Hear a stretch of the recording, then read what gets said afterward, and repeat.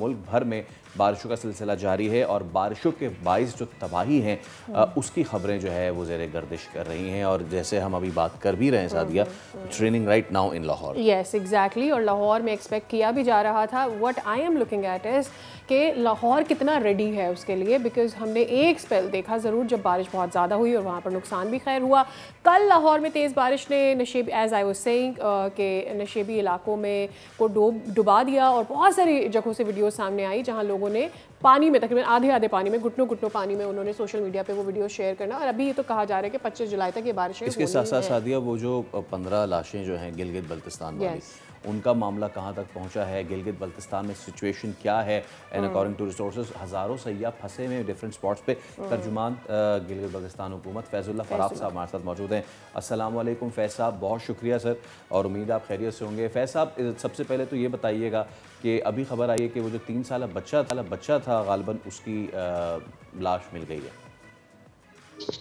بسم اللہ الرحمن الرحیم. بہت شکریہ. بالکل وہ 3 سالہ سعد اسلام کی جو 3 سالہ بیٹا عبدالہادی تھے، اس کی لاش مل چکی ہے اور اس کو آرج کی ہاسپٹل چلا شفٹ کیا جا چکا ہے، جہاں سے ان کے لواحقین کو تھوڑی دیر بعد حوالہ کریں گے اور اس کے اب آئے گا وہ اس لاش کو روانہ کر دی جائے گی. سرچ آپریشن وہاں پہ جاری ہے اور اب تک شاہراہ بابو سر پر جو تباہی ہو رہی ہے اور سیلابی ریلے آئے تھے اس سے 6 ڈیڈ باڈیز ریکور ہو چکی ہے. مزید کی تلاش جاری ہے. اچھا فیض صاحب، ایسی بھی اطلاعات ہیں کہ آپ نے تو خود بتایا تھا کہ 300 تو ٹورسٹ صرف وہاں پہ آپ نے ریسکیو کر لیے تھے. ڈفرینٹ اسپاٹس پہ گلگت کے کیا نمبرز ان ٹورسٹ کے زیادہ ہیں، سینکڑوں یا ہزاروں میں ہیں؟ کہاں پھنسے ہوئے ہیں بتائیے، تاکہ اگر کوئی پھنسے ہوئے ہیں یا جو رشتہ دار بھی جن کے دیکھ رہے ہیں وہ بھی پھنسے ہوئے، ہم بھی ہم سے رابطہ کر کے بتا سکتے ہیں. آپ بتائیے کہ آپ کے پاس کیا اطلاعات ہیں اس حوالے سے؟ ہاں، اس حوالے سے دیکھیں، شاہراہ بابو سر پہ کوئی 200-250 ٹورسٹ پھنسا ہوا تھا. اس کو ہم نے ریسکیو کر کے تلاش شہر شفٹ کیا. وہاں پہ جو ہے ان کو ہوٹل ایسوسیشن نے، مقامی لوگوں نے رہائش دی، ان کو کھانا دیا، وہاں پہ رکھا گورنمنٹ آف گلگت بلتستان کی سرپرستی میں. اسی طرح بلتستان کے علاقے میں دیوسائی پہ ٹورسٹ پھنسے ہوئے تھے. افواج پاکستان کی مدد سے ہیلی کاپٹر کا ہم نے باقاعدہ اس میں استعمال کیا، وہاں سے ان کو ریسکیو کیا، شہر لے کے آئے.